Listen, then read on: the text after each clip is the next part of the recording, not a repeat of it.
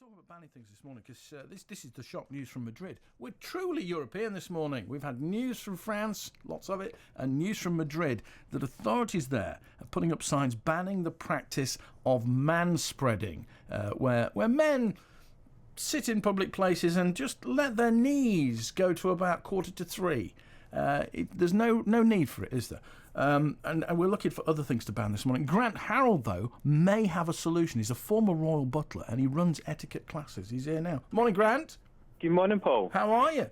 I'm very well. How are you? I'm very good. Do I detect an accent which would place you north of the border there, Grant? There is slightly. I've managed to keep the accent. I've been living in England for about 20 years, but I've kept the accent. Former Royal Butler. So, I mean, manspreading in the royal household, is it ever a thing? Thankfully, I've never heard the word until recently.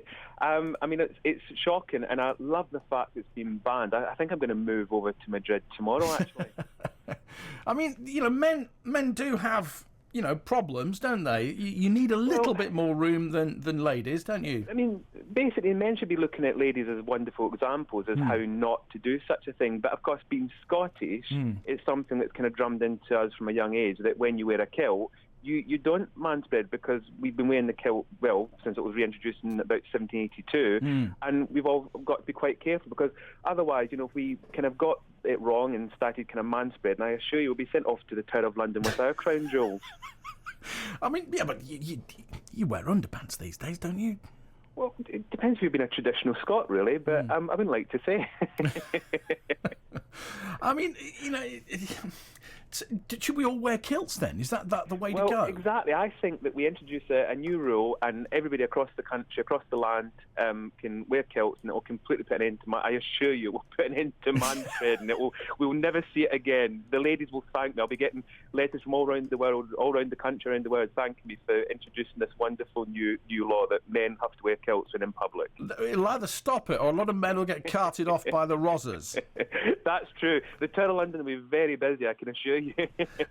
In the royal household, I mean, I've been talking about this morning, people walking about eating food. I nearly got, attacked by a chicken salad mayonnaise croissant and a man not looking where he was going yesterday, walking around the centre of Peterborough, eating it while he's walking. Drives me bonkers. Is that acceptable in the royal household there? Well, I mean, the thing is, in any kind of household, even in my home, if somebody starts kind of walking around with the kind of food, you do kind of wonder what they're doing. But there is a wonderful old tradition that with porridge, there was a tradition in Scotland that you walked while enjoying your porridge. I think the idea was that you were always on the lookout in case anyone was going to come and attack you or something. But I mean, today the idea that we're more civilised and we sit down with our knives and forks and our napkins and we sit there and have a conversation. When I say a conversation, I don't mean our mobile phones or laptops or mobile devices. We actually communicate amazingly with the people on the table with you, which is a wonderful thing if we all try it. Yeah, we used to, didn't we? We used to many centuries ago.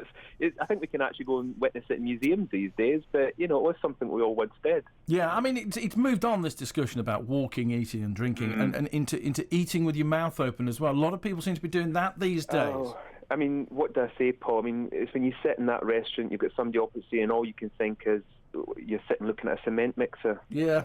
It's one of those awful moments. And again, politeness, you can't really say anything to them. So I'm kind of, when I do my classes, which I run across the country, and I say to people that you've got to kind of remember that even though you might forget yourself for a moment, everyone else around about the table will not forget you or forget that experience. So it's little things, and unfortunately we're kind of losing those kind of basic manners and traditions. And I don't really know why. I don't know what the reason is, but I have youngsters that I teach as well, and they want to learn, but for some reason it's kind of been forgotten. Yeah, I mean, have you ever had to remind anybody around a royal table about their manners, their P's and Q's? Thankfully, I don't think I have.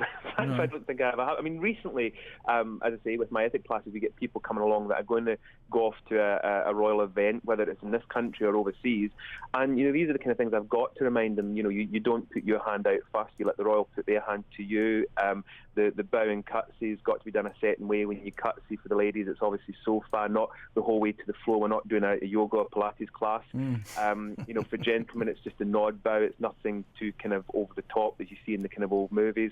So there's all these little things. But as I always warn people, you're not going to suddenly get kicked out of a palace or a castle or somebody's home for getting it wrong. It's just, again, it's just a conduct. Etiquette was created by Louis XIV as a kind of a rule book of how to behave and the things to do and what not to do. And manners we've had for, well, we did have for centuries, but sadly, as we've seen today, we live in a very different world. And I appreciate that it's 21st century and we all have these devices. I mean, I use them as well. We all have these devices. We now drive, and you know, now there's things like car etiquette and mobile etiquette and all these new kind of rules and things that are coming out. And I know people hate them, but it's just to try to keep some sort of kind of discipline and order around those old traditions. Yeah. Grant, if you could put one thing on the ban list very quickly, what would it be? I'll allow you one thing. Mobile phones and tables. I can't think of anything worse than a mobile phone on a table. No. And sat there, phone in one hand, fork in the other, and mouth wide open with a nice salad going round and round and round. Yeah, Grant, thank you. Grant Harrold, former Royal Butler, runs etiquette classes. I think there's quite a lot of people could do with some. More bad habits to come, more on the London Tower Block fire and Brexit. A passion for Cambridgeshire. FM